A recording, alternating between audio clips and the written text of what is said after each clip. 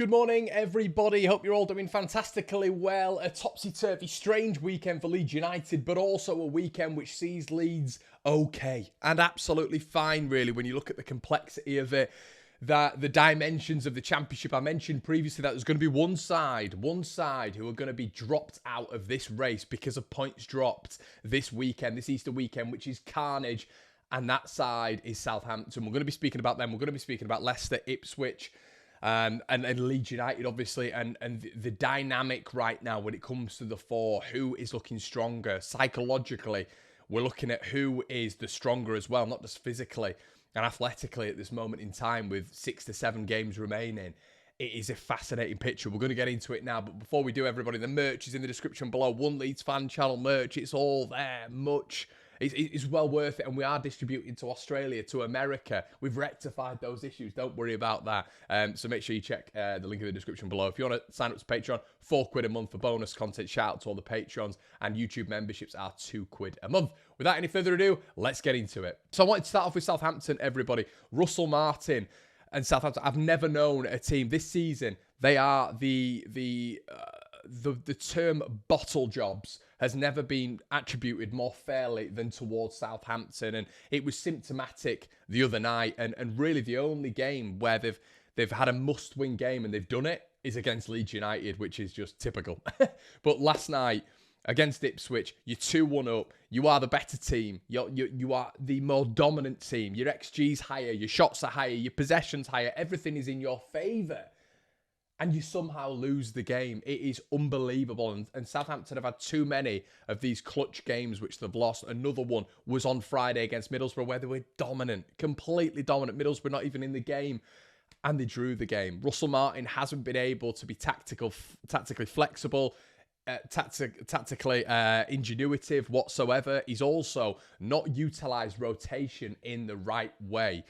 So, for me, Southampton have got the calibre and the squad depth to be able to go up as champions. I fully believe that. You look at the squad that they've got, unbelievable at this level. But then you look at certain personnel who you would need to rely on in these situations. Bazunu, who for me hasn't been good enough all season, the goalkeeper. 0.9 XG for Ipswich yesterday. And they scored 3 goals. The third goal from Sarmiento. What is the goalkeeper doing? Southampton completely out the race, and 1 of the 4 is now done. It is now 2 of the 3. Let's get on to them. Well, everybody, let's get on to Ipswich Town and a team who I just never say die, spawny, jammy, whatever we can call them. It is just staggering what they're doing, but I want to give them a little bit of credit right now. Their XG, they are overperforming it every single game. We look at the Blackburn game, their XG was 0.75. Obviously, they got the goal. You know, you look at the Sheffield Wednesday game, I think their XG was something like 4 point something. They scored 6. You know, yesterday, 0.98. They scored 3. They are outperforming their XG every single time. And where we've been critical with Leeds United sometimes with our ruthlessness and our clinical finishing, I should say, Ipswich are that and more. And I think the difference between Leeds and Ipswich when it comes to that is they shoot more. They shoot way more than Leeds United. Leeds United will try intricate little 1-2 passes, and sometimes it'll be in a tight little space and it'll get intercepted. We saw it yesterday. We've seen it with Leeds United continuously this season where they would rather pass the ball in than score half the time. Ipswich just shoot. They just shoot. And you see that when it comes to their total shots. It's not almost their total shots on goal, but it's their total shots. They just shoot from outside the box, and that's why, you know, we call them Deflect Switch Town FC, because that's what they do, but they score goals. And Sarmiento has been a remarkable signing for them. What an addition that has been. I called that in September. Has been a very good addition.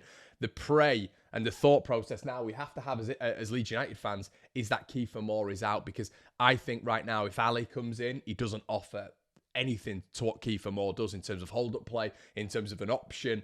And right now, Ipswich are just on this run where you just wonder who's going to stop them. And you've got to now rely. I thought they dropped points yesterday. I did think they dropped points yesterday. But because Southampton bottled it, you are looking at a scenario now where we need Norwich.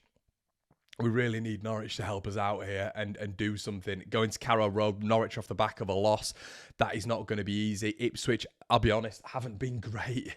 They haven't been great. And that is, we keep saying that's got to turn, but it simply has to turn right now for Leeds United to sort of prosper here, get in that top 2 and we can't be dropping any more points. Commentary, we can't be dropping points. Other games which we might look at and think, oh, it doesn't matter, we can't be dropping points. We've got to win, win, win, win, win. And yeah, there we go. But Ipswich Town, as we've said from the start, are a ridiculous threat right now. So we'll move on to Leicester City. Their big positive from the other day was Jamie Vardy getting a goal. And obviously he didn't do well, did he, against Bristol City, where he should have had 4 goals. Don't know how he didn't score. But the beauty of Leicester is they're still creating chances. They create chances most games. When you've got Fatawu, Daka, Vardy, Iheanacho, Mavididi, Kieran Dewsbury-Hall as options, you're going to create chances. Their team is ridiculous. They should have walked the championship with that team. We all know that. But they're in an absolute battle right now with Leeds and Ipswich, which is credit to both of our sides. Goals per 90 minutes in the championship, Jamie Vardy is at 0.95, which is really, really impressive. And that's a big stat to take away from this game, because Vardy is back in the goals when you look at the past however many games. And going forward, 7 games to go, they'll be looking on him to maybe capitalise on those qualities that he has in front of goal. So yeah, their big game coming up is Southampton. They've also got Preston. They've got a couple of other big tough ones in there, but I just think Leicester, I don't know why. Well, I do know why, but I think Leicester are just going to get over the line.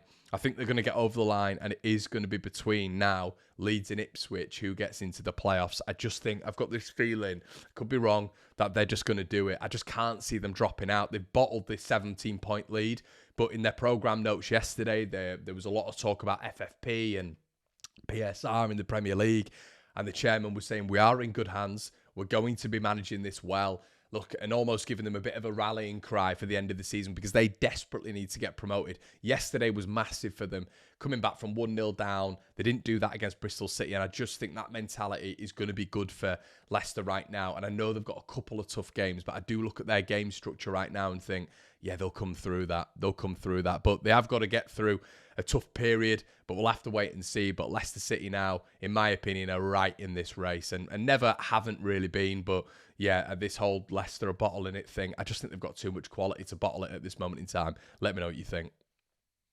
And finally, everybody, my side and our side, Leeds United.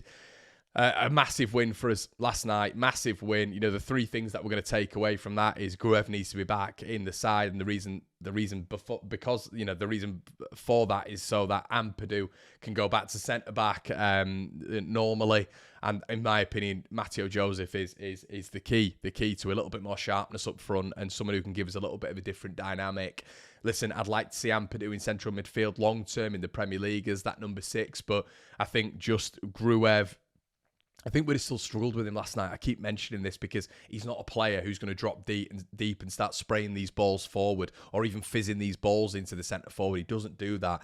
He's tidy. He passes the ball to the left back, the right back, the centre back, the other central midfielder. And the dynamic there is he just passes it really behind him and side to side, but he keeps it going. He keeps it ticking. And maybe that's helping a Glenn Kamara get forward. Maybe that's helping a Jorginho Rutter in terms of the balance of the midfield. But there's too many spaces between the striker, the midfield and the defence. And I've thought that for weeks now. I thought that against Watford. And the problem is Rutter's going to have to come deep, drag the ball up, drag Leeds up 50 yards. And invariably, he'll lose the ball because he's trying to take on 4 men to get Leeds up the pitch. We need some of the central midfielders to take risks and actually get forward a little bit on the ball. That's just the thought process I have right now. The defence going forward, look, yeah, we need a bit of a steady one. I can't wait till Connor Roberts is back. I think Byram did okay, but I don't know. There's just it's a bit off at the back for me. It's a bit off, and I can't put my finger on it. But even with Byram there, even with Byram having a good game, it's still a little bit off. And yeah, I can't wait to see a Connor Roberts back in there, to be honest. Or even right now, an Archie Gray. You know, Archie didn't look comfortable in the midfield last night. I didn't really understand why he was deployed as more of the defensive midfielder. That didn't make any sense to me. But it is what it is. Farke deemed that the best option. And I thought he struggled. You know, I thought he really struggled with an excellent Hull City midfield. So, yeah, I thought actually when he was picking the ball up on that right-hand side, he looked more comfortable. So, this is the thing. When you've played a player, and I keep mentioning this, continuously in a certain position, they get used to the field in front of them. They get used to certain passes that they make. They get used to certain things. Archie hasn't been in central midfield consistently for Leeds in the Championship for a long period of time now. So he's used to that right-back spot as well. So maybe if we get Gruev in, the obvious thing is to put Leeds to, as they were, Ampadu at the back, Archie on the right and Firpo left back. That is what we need, really. that more consistent look about Leeds United. But yeah, I think we've dropped off a little bit with James in there instead of Nonto. I think Nonto's quality was unbelievable before he left. It's the technical ability of the guy, isn't it? But yeah, the dynamics of the side are okay at this moment in time. Leeds are plodding along, but I think we all as fans know that it's been a tough Easter weekend for us, and we need a little bit of a revitalisation against Coventry, which isn't going to be an easy game, but we should come through it. We should come through it with what we have. Cree is the ace card at this moment in time. Somerville has just been in the last 2 games. Even when he's been off, which I would say he was off in yesterday's game, he got a penalty, goal and an assist. You know, I mean, this is what we're talking about at this moment in time. Even when Rutter and Cree have bad games, they're still coming up with numbers. But I think the responsibility on Rutter is too much in that midfield at the minute. It's too much. We're asking way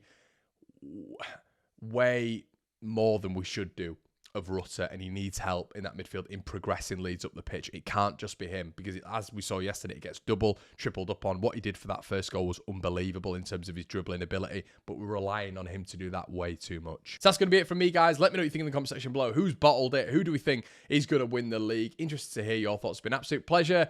See you tonight for the debrief. All the best. Cheers.